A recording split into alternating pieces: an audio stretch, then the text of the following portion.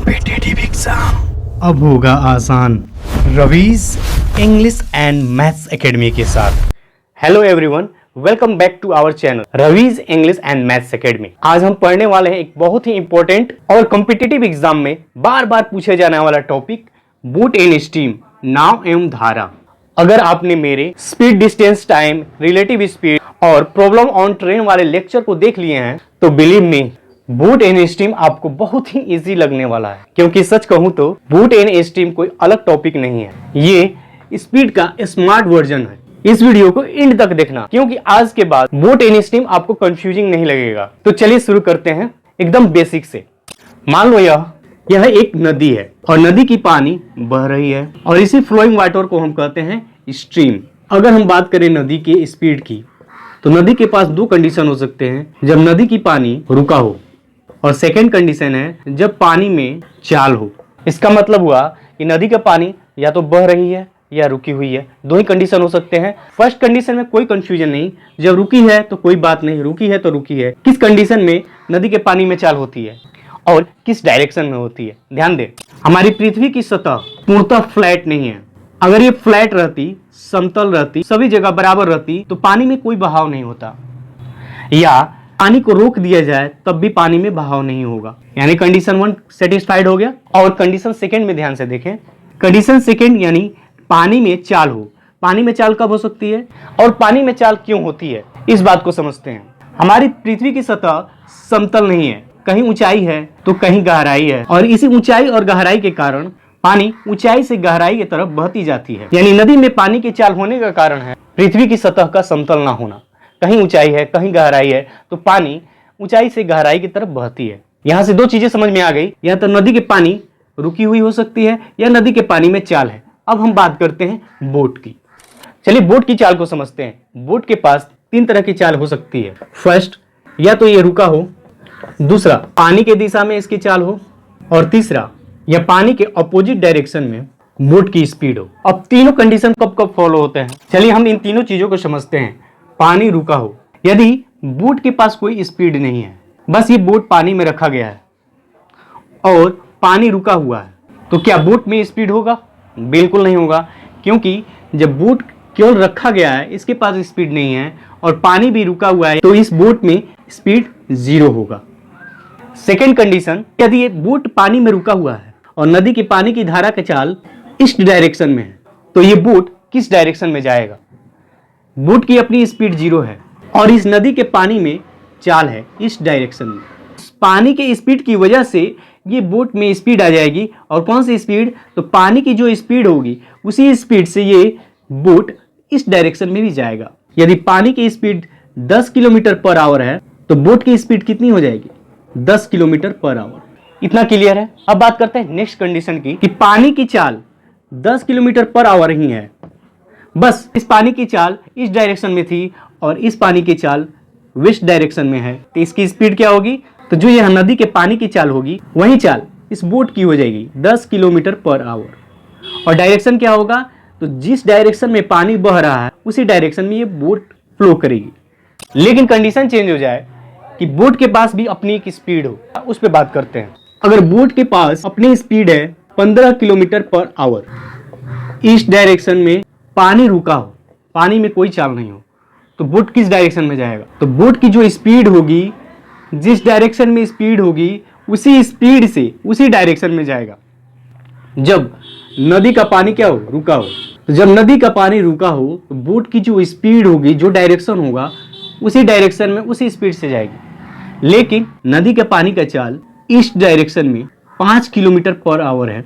इस second number condition में थोड़ा सा ध्यान दीजिएगा। बोट के पास अपनी स्पीड है 15 किलोमीटर ईस्ट डायरेक्शन में और इस नदी के पानी की चाल के पास इस डायरेक्शन में 5 किलोमीटर पर आवर के स्पीड से जा रही है। तो एक्चुअल में ये बोट किस स्पीड से फ्लो करेगा, ये हमें बताना है। जो बच्चे मेरे रिलेटिव स्पीड के वीडियोस देखे हैं उनको ये कंसेप्ट समझने में काफी आसानी होगी, और जिन बच्चों ने रिलेटिव स्पीड का वीडियोस नहीं देखा है, इन वीडियोस को जाकर जरूर देख लें। जब इस पानी के पास भी स्पीड है, बोट के पास भी स्पीड है और डायरेक्शन सेम है, तो बोट की स्पीड हो जाएगी, देखिए ईस्ट ईस्ट डायरेक्शन है, ये डायरेक्शन सेम है, तो ये ऐड हो जाएगा 15 + 5, ये हो जाएगा 20 किलोमीटर पर आवर। आप इसे ऐसे समझ सकते हैं, ये 15 किलोमीटर प्रति घंटा के रफ्तार से नाव जा रही है और अचानक ही ये पानी में बहाव आ जाता है 5 किलोमीटर पर घंटा के रफ्तार से, तो क्या होगा? होगा ये पानी की चाल इस बोट की चाल को बढ़ा देगा। क्यों? क्योंकि 15 किलोमीटर प्रति घंटा के रफ्तार से ये खुद चल रहा था और 5 किलोमीटर प्रति घंटा के रफ्तार से इसको पानी खींच रही है, तो ये 15 + 5 20 किलोमीटर प्रति घंटा के रफ्तार से चलेगा। कब? जब डायरेक्शन सेम हो तो हम स्पीड को ऐड कर देते हैं। लेकिन अगर हम बात करते हैं कंडीशन नंबर 3 की, कि पानी की चाल वेस्ट डायरेक्शन में हो और बोट की चाल ईस्ट डायरेक्शन में हो और पानी यहाँ 6 किलोमीटर प्रति घंटा की रफ्तार से वेस्ट डायरेक्शन में फ्लो कर रहा है और बोट ईस्ट डायरेक्शन में 20 किलोमीटर प्रति घंटा की रफ्तार से जा रहा है। इसका मतलब हुआ ये बोट है और ये 20 किलोमीटर प्रति घंटा की रफ्तार से ईस्ट डायरेक्शन फ्लो कर रहा है, लेकिन पानी 6 किलोमीटर प्रति घंटा की रफ्तार से वेस्ट डायरेक्शन में फ्लो कर रहा है। दोनों अपोजिट डायरेक्शन में जा रहे हैं। दोनों जब अपोजिट डायरेक्शन में जाएं तो स्पीड घटेगा। यहाँ देख रहे हैं कि एक बोट जो है ईस्ट में जा रहा है और पानी की चाल वेस्ट डायरेक्शन में है, तो हम क्या करेंगे? बोट के स्पीड से स्टीम की स्पीड को माइनस कर देंगे। स्टूडेंट्स, ये हमेशा ध्यान रखें कि अपोजिट डायरेक्शन में जब स्पीड आए तो इस कंडीशन में बोट की स्पीड हमेशा पानी के स्पीड से ज्यादा होगी, क्योंकि यदि बोट के पास ज्यादा स्पीड होगा तभी तो इस पानी के बहाव के स्पीड से ज्यादा स्पीड इसके पास रहेगा, तब ये ज्यादा स्पीड से अपने डायरेक्शन में जा सकते हैं।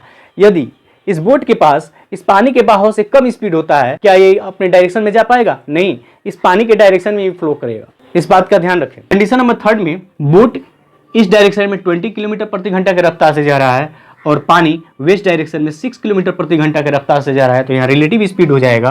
बोट का स्पीड 20 किलोमीटर पर आवर में से घटा देंगे पानी की स्पीड, यानी कि वाटर की speed 6 kilometre per hour, 14 kilometre per hour इसका स्पीड हो जाएगा। स्टूडेंट्स, इस एग्जांपल से आपने जो समझा, इन सभी कंसेप्ट के लिए मैं एक ट्रिक बता देता हूं ताकि हमेशा आपको याद रहे। किस वक्त? जब नाव और स्ट्रीम की चाल समान दिशा में हो, या तो ये नॉर्थ में जा रही है, ये भी नॉर्थ में जा रही है, या ये साउथ में जा रही है, ये साउथ में जा रही है। बोट की स्पीड और स्ट्रीम की स्पीड सेम डायरेक्शन में, उसे हम बोलते हैं डाउन स्ट्रीम। तो डाउन स्ट्रीम का फॉर्मूला होता है बोट की स्पीड प्लस स्ट्रीम की speed.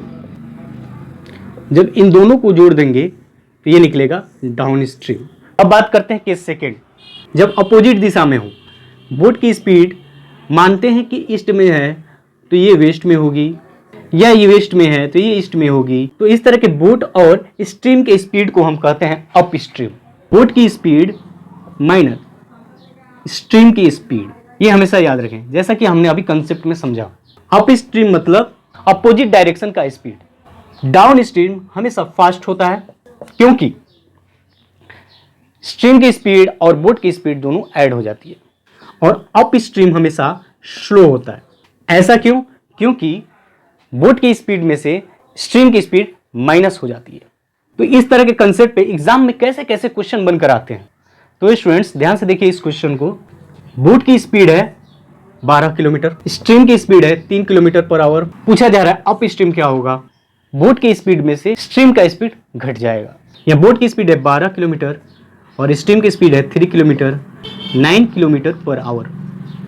Up stream. Down stream की, डाउन स्ट्रीम मतलब बोट के स्पीड में स्ट्रीम के स्पीड को ऐड कर देंगे। बोट की स्पीड है 12, स्ट्रीम की स्पीड है 3, ये हो जाएगा 15 किलोमीटर पर आवर। और स्टूडेंट्स, यदि इस तरह के क्वेश्चन पढ़कर आप एग्जाम में जाते हैं, क्वेश्चन सीधा पढ़कर गए, बोट की स्पीड दी है, स्ट्रीम की स्पीड दी है, अप स्ट्रीम निकालनी है, डाउन स्ट्रीम निकालनी है, लेकिन एग्जाम में एग्जामिनर ने क्या किया कि आपको अप स्ट्रीम दे दिया, डाउन स्ट्रीम दे दिया और आपसे पूछ लिया बोट की स्पीड और स्ट्रीम की स्पीड, तब क्या करेंगे?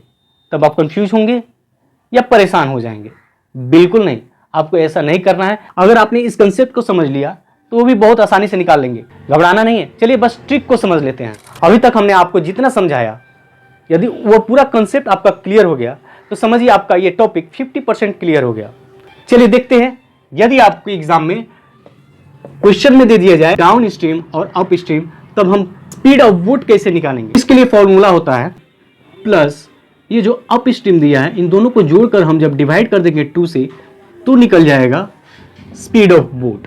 और यदि आपको निकालना है स्पीड ऑफ स्ट्रीम, तो आपको ये याद रखना है कि डाउन स्ट्रीम हमेशा अप स्ट्रीम से ज़्यादा होता है। तो हम यह क्या करेंगे, डाउन स्पीड में से अप स्ट्रीम को माइनस करके डिवाइडेड बाई 2, ये आपका निकल जाएगा स्पीड ऑफ स्ट्रीम। बस आप टॉपिक सुनकर परेशान हो जाते हो, है ना आसान। चलिए इसके बेस पे देखते हैं एग्जाम में कैसे क्वेश्चंस पूछे जाते हैं। तो स्टूडेंट्स हमेशा ये याद रखें, टैलेंट नहीं सही प्रैक्टिस सिलेक्शन दिलाती है। तो चलिए प्रैक्टिस शुरू करते हैं। क्वेश्चन में गिवन है डाउन स्ट्रीम 18 किलोमीटर प्रति घंटा, अप स्ट्रीम 10 किलोमीटर प्रति घंटा। तो हमें निकालना है बोट की स्पीड। अब यहाँ कंफ्यूजन थोड़ा सा हो रहा है कि बोट की स्पीड में हम क्या करेंगे, प्लस करेंगे कि माइनस करेंगे। तो हमेशा याद रखें कि बोट की स्पीड स्ट्रीम की स्पीड से ज्यादा होती है, तो हम प्लस कर देंगे। डाउन स्ट्रीम कितना है 18 प्लस अप स्ट्रीम कितना है 10 divided by 2, 14 kilometre per hour. अब निकालना है स्ट्रीम की स्पीड।